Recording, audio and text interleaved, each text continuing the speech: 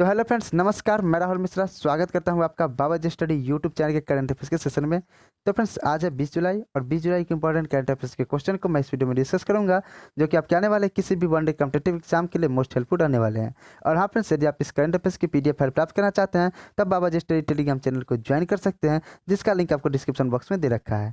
तो चलिए friends, start करते हैं आज के टॉप 10 करंट अफेयर्स क्वेश्चन को। तो हमारा आज का पहला प्रश्न है कि निम्न में से कौन जुलाई 2021 में कोलंबो में श्रीलंका के खिलाफ सीरीज ओपनर में एक दिवसीय क्रिकेट में 6000 रन तक पहुंचने वाले सबसे तेज भारतीय सलामी बल्लेबाज बन गए हैं।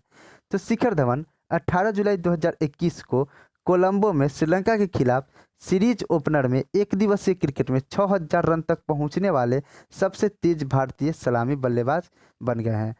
126 पारियों में इस मुकाम को पार करने वाले हाशिम आमला के बाद धवन विश्व के दूसरे सबसे तेज सलामी बल्लेबाज हैं जिन्होंने इस उपलब्धि को प्राप्त किया है। आपको बता दें कि शिखर धवन, हाशिम आमला, विराट कोहली और केन विलियमसन के बाद सर्वकालिक सूची में चौथे नंबर पर हैं। मतलब ओपनिंग करते हुए सब 6000 रन सबसे तेज बनाने के रूप में विश्व में चौथे नंबर पर हैं, और इंडिया में, भारत में कितने नंबर पर है? पहले नंबर पर हैं। तो फ्रेंड्स, ये क्रिकेट की बात चल ही रही है, तो मैंने आपको बताया था कि पाकिस्तान क्रिकेट टीम के कप्तान बाबर आजम वनडे में सबसे तेज 81 पारियों में 14 शतक लगाने वाले प्लेयर बन गए हैं। यानी कि वनडे में सबसे तेज शतक लगाने वाले प्लेयर कौन बने हैं? बाबर आजम बने हैं। इस मामले में उन्होंने साउथ अफ्रीका के हाशिम आमला का भी रिकॉर्ड तोड़ा। आमला ने यह कारनामा 84 पारियों में कर दिखाया था। बाबर आजम ने इस मामले में भारतीय कप्तान विराट कोहली को भी पीछे छोड़ दिया। कोहली ने डेब्यू के बाद 103 पारियों में 14 शतक लगाए थे, वहीं हाशिम आमला ने 84 पारियों में, लेकिन बाबर आजम ने केवल 81 पारियों में ही 14 शतक लगाकर इस रिकॉर्ड को अपने नाम कर लिया और वर्ल्ड में सबसे तेज शतक लगाने के मामले में चौथे नंबर पर पहुंच गए। अगला प्रश्न प्रश्न संख्या 2 देखते हैं। उससे पहले यदि आपको हमारा सेशन पसंद आता है तो हमारे वीडियो को लाइक, चैनल को सब्सक्राइब और वीडियो को एक शेयर जरूर कर दें। तो हमारा प्रश्न संख्या 2 है कि जुलाई 2021 में कौन सा राज्य अगले 2 वर्षों में कम से कम 15,000 टेलीमेडिसिन केंद्र स्थापित करने की योजना बना रहा है? तो पश्चिम बंगाल सरकार। कौन सरकार? पश्चिम बंगाल सरकार अगले 2 वर्षों में कम से कम 15,000 टेली मेडिसिन केंद्र स्थापित करने की योजना बना रहा है। सरकार और निजी स्वास्थ्य सुविधाओं को शुरू से एंड टू एंड प्रदान करने के लिए अधिकारी एक एकीकृत स्वास्थ्य प्रबंधन प्रणाली विकसित कर रहा है। राज्य प्रशासन इस उद्देश्य के लिए राष्ट्रीय डिजिटल स्वास्थ्य मिशन के साथ सहयोग कर रहा है। तो अब यह पश्चिम बंगाल सरकार कर रहा है। तो पश्चिम बंगाल के बारे में जान लेते हैं। पश्चिम बंगाल की कैपिटल कहाँ है? तो कोलकाता पश्चिम बंगाल की कैपिटल है। पश्चिम बंगाल के सीएम कौन है? तो खेला होबे ममता बनर्जी पश्चिम बंगाल की सीएम है। और पश्चिम बंगाल के राज्यपाल कौन है? तो जगदीप धनखड़ पंजी पश्चिम बंगाल के राज्यपाल है। तो फ्रेंड्स, ये थे इस क्वेश्चन के रिगार्डिंग इंपॉर्टेंट फैक्ट जो कि मैंने आपको बताया। अब बढ़ते हैं अपने अगले प्रश्न प्रश्न संख्या 3 में। प्रश्न संख्या 3 है कि निम्नलिखित में से कौन अति सुरक्षित लेन देन के लिए विश्व का पहला अंतरिक्ष आधारित डिजिटल मुद्रा विनिमय बनने के लिए तैयार है? तो बीटेयू। कौन? बीटेयू अति सुरक्षित लेन देन के लिए विश्व का पहला अंतरिक्ष आधारित डिजिटल मुद्रा विनिमय बनने के लिए तैयार है। अब आपसे प्रश्न घुमाकर इस प्रकार पूछ सकता है कि विश्व का पहला अंतरिक्ष आधारित डिजिटल मुद्रा विनिमय कौन है? तो अब आपका ऑप्शन होगा, आंसर होगा बीटेयू विश्व का पहला अंतरिक्ष आधारित डिजिटल मुद्रा विनिमय होगा। बीटेयू का संचालन और प्रबंधन यूरेशियन स्पेस वेंचर्स द्वारा किया जाता है, जो कि कजाकिस्तान में पंजीकृत की एक निजी कंपनी है। Space as a service solution provider और पार्टनर स्पेस चेन द्वारा बीटीयू को बनाया गया और स्पेस नोड एक रॉकेट द्वारा ले जाया गया। याम-2 उपग्रह पर इसे स्थापित किया गया है। किसे? बीटीयू को। अगला प्रश्न प्रश्न संख्या 4 देखते हैं। किस देश के शोधकर्ताओं ने 3001 किलोमीटर से अधिक लंबी दूरी के लिए प्रसारण में 319 टेराबाइट, कितनी? 319 टीबी टेराबाइट प्रति सेकंड पर विश्व की सबसे तेज इंटरनेट स्पीड का नया विश्व रिकॉर्ड बनाया है। यानी कि प्रश्न आपसे सीधे सीधे पूछ रहा है कि वर्ल्ड में कौन सा देश है जो सबसे तेज इंटरनेट का वर्ल्ड रिकॉर्ड बनाया है? तो वह देश है आपका कौन? जापान। जापान में शोधकर्ताओं ने 3001 किलोमीटर से अधिक लंबी दूरी के प्रसारण के लिए 319 टेगाबाइट प्रति सेकंड की विश्व रिकॉर्ड की सबसे तेज इंटरनेट स्पीड का नया विश्व रिकॉर्ड बनाया है। यह यूनिवर्सिटी कॉलेज ऑफ लंदन के शोधकर्ता द्वारा रखे गए विश्व के सबसे तेज इंटरनेट स्पीड के पिछले रिकॉर्ड से लगभग 2 गुना है। पिछला रिकॉर्ड था आपका 178 टेराबाइट यानी TBPS टेराबाइट प्रति सेकंड, लेकिन नया रिकॉर्ड जो कि जापान ने बनाया है वह 319 टेराबाइट प्रति सेकंड। आप सोच सकते हो कितना बड़ा है, आप सोच भी नहीं सकते हो, कल्पना भी नहीं कर सकते हो इस स्पीड की। आप सोचो सिंपल सा 1 GB होता है, 1 GB में 1024 MB होते हैं और 1024 GB में 1 TB होता है।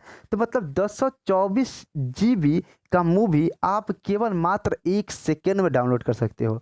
आप केवल मात्र अभी तो आपको 1 MB 2 MB स्पीड जियो देता है, तो आप बहुत उछलने लगते हो कि इतना स्पीड है, लेकिन सोचो 1024 GB की मूवी आप 1 सेकेंड में डाउनलोड कर सकते हो। इतना तेज स्पीड दे रहा है यह जापान के लिए। तो अब फ्रेंड्स आगे बढ़ते हैं अगले प्रश्न की ओर। उससे पहले अब यह जापान के शोधकर्ताओं ने किया है तो जापान के बारे में जान लेते हैं। जापान की कैपिटल कहाँ है?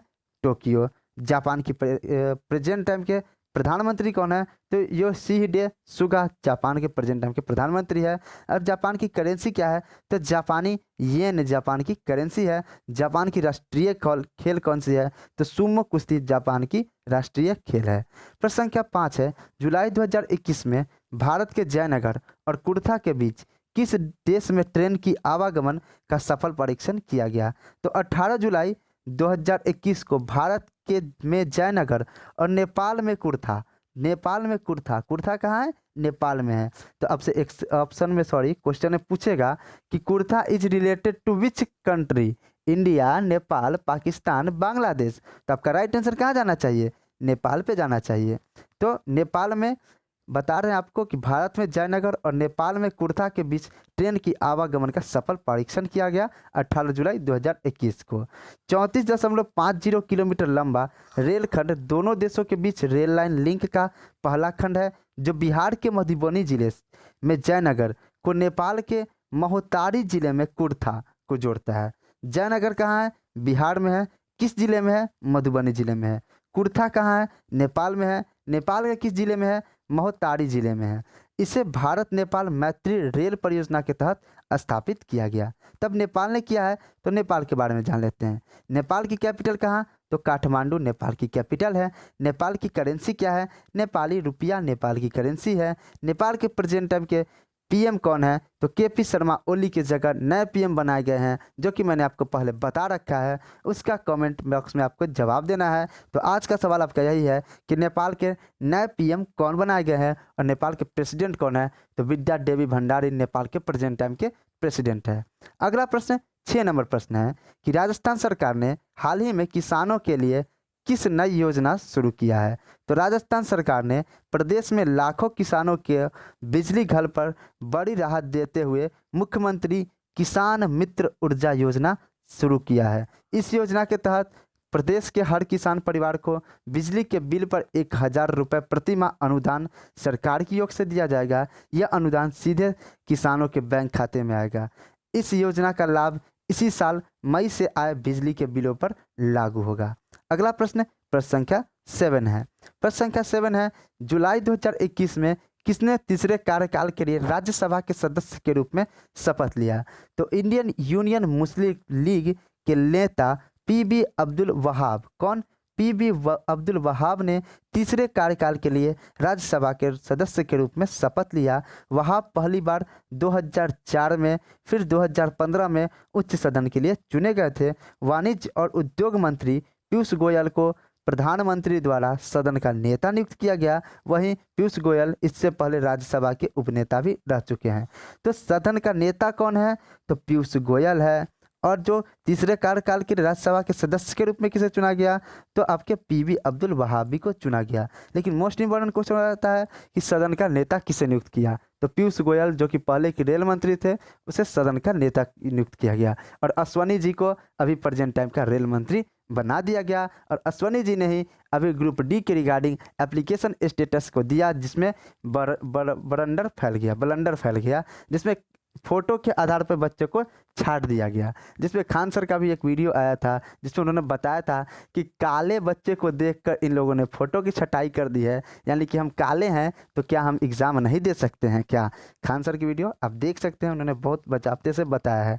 अगला प्रश्न प्रश्न संख्या 8 है कि कौन कांस फिल्म फेस्टिवल के पाल्मे डी ओर को जीतने वाली पहली महिला निर्देशक बनी है। तो टाइटन की फ्रांसीसी निर्देशक जूलिया डुकोर्नो। कौन? जूलिया डुकोर्नो। यहाँ पे थोड़ी सी टाइपिंग मिस्टेक है मेरे टाइपिंग करने वाले भैया से। जूलिया डुकोर्नो 28 वर्षों में कांस फिल्म फेस्टिवल के पाल्मे डी ओर को जीतने वाली पहली महिला निर्देशक बनी है। आपको बता दें कि 74वें कान फिल्म समारोह के पुरस्कारों का फैसला स्पाइक ली की अध्यक्षता वाली जीरो टीम ने किया, जिसमें आपकी जूलिया डुकार्डो ने, जो कि टाइटन की फ्रांसीसी निदेशक है, कांस फिल्म फेस्टिवल में पाल्मे डी ओर का खिताब जीती। फिर उसके अलावा मैं आपको बता देना चाहता हूं कि न्यूजीलैंड की जेन कैपियंस 1993 में द पियानो के लिए पाल्मे डी ओर का खिताब जीती थी। उसके बाद कान फिल्म फेस्टिवल में पाल्मे डी ओर का खिताब जीतने वाली पहली महिला निर्देशक बनी है, जो कि जूलिया डुकार्नो है। और यह कहाँ की है? तो फ्रांस की है। 9 नंबर प्रश्न है कि जुलाई 2021 में अंतर्राष्ट्रीय क्रिकेट परिषद आईसीसी ने अपनी 18वीं मतलब 78 ठीक वार्षिक आम बैठक में निम्नलिखित में से किस देश को सदस्य के रूप में शामिल किया। थोड़ा सा हिंदी बोलने में फंस जाते हैं। तो आईसीसी ने है मंगोलिया, तजाकिस्तान और स्विट्जरलैंड तीनों को अपने आम बैठक में सदस्य के रूप में शामिल किया। आभासी रूप से समायोजित बैठक में मंगोलिया और तजाकिस्तान के अलावा स्विट्जरलैंड को भी शामिल किया गया, जिसमें मंगोलिया और तजाकिस्तान एशिया क्षेत्र के 22वें और 23वें सदस्य के रूप में शामिल किए गए, जबकि स्विट्जरलैंड यूरोप कॉन्टिनेंट के 35वें सदस्य के रूप में शामिल किए गए। और इस प्रकार आईसीसी में जो है सदस्यों की संख्या 106 हो गई, और जिसमें 94 सहयोगी देश शामिल है। आईसीसी में टोटल सदस्यों की संख्या कितनी हो गई? 106 हो गई। तो आईसीसी के बारे में जान लेते हैं। आईसीसी का मुख्यालय कहाँ है? तो आईसीसी का मुख्यालय UAE United Arab Emirates Dubai में है। आईसीसी का फुल फॉर्म क्या होता है? तो इंटरनेशनल क्रिकेट काउंसिल आईसीसी का फुल फॉर्म होता है। इसकी स्थापना कब की गई? तो 15 जून 1909 को इसकी स्थापना की गई। और इसके प्रेजेंट टाइम के चेयरमैन कौन है? तो ग्रेग बार्सले आईसीसी के प्रेजेंट टाइम के चेयरमैन है। और आईसीसी की बात आई है तो आईसीसी की जो ट्रॉफी हाल ही में हुई है, वर्ल्ड टेस्ट चैंपियनशिप का खिताब किसने जीता है? तो वर्ल्ड टेस्ट चैंपियनशिप का खिताब न्यूजीलैंड ने जीता है। किसे हराकर जीता है? तो भारत को हराकर जीता है। और इसमें मैन ऑफ द सीरीज का खिताब किसने जीता है? तो काइल जेमिसन ऑलराउंडर न्यूजीलैंड के मैन ऑफ द सीरीज का खिताब जीता है। और हाल ही में जारी टेस्ट बैटिंग रैंकिंग में नंबर 1 स्थान किसका रहा है? तो न्यूजीलैंड के कप्तान केन विलियमसन, जो कि आईसीसी वर्ल्ड टेस्ट चैंपियनशिप के विजेता कप्तान थे, उन्हें आईसीसी टेस्ट रैंकिंग में नंबर 1 बैटिंग का स्थान प्राप्त हुआ है। अगला प्रश्न प्रश्न संख्या 10 है, जो कि आज का आखिरी प्रश्न है। यह प्रश्न तो हमेशा के लिए आप आंसर यही मार देना। अभी पिछले कई सालों से यही देखने को मिल रहा है कि जुलाई 2021 में ब्रिटिश ग्रांड प्रिक्स किसने जीता? तो ब्रिटिश ग्रांड प्रिक्स पिछले कई सालों से जो जीतते आ रहे हैं, आप लोगों को पता होगा, लुइस हैमिल्टन। फार्मूला 1 में लुइस हैमिल्टन ने ब्रिटिश ग्रांड प्रिक्स जीता। यह उनकी 8वीं ब्रिटिश जीत है। इसके साथ ही उनकी यह 99वीं जीत है, यानी 99th जीत है उनकी। हैमिल्टन की जीत ने उन्हें 25 अंक दिए, जिससे वह ड्राइवर्स स्टैंडिंग्स में वर्स्टेपन से सिर्फ 8 अंक पीछे रह गए। यानी कि ब्रिटिश ग्रांड प्रिक्स का खिताब जीता किसने है? तो लुइस हैमिल्टन ने जीता है। आपसे किसी भी ईयर का पूछे, आप यही मार देना, आपका राइट आंसर हो जाएगा। तो फिर ये थे आज के टॉप 10 करंट अफेयर्स क्वेश्चन, जो कि मैंने आपके साथ डिस्कस किए। उम्मीद करता हूँ कि आपको यह सेशन पसंद आया होगा। तो मिलते हैं अपने नेक्स्ट सेशन में, तब तक के लिए जय हिंद, जय भारत, वंदे मातरम।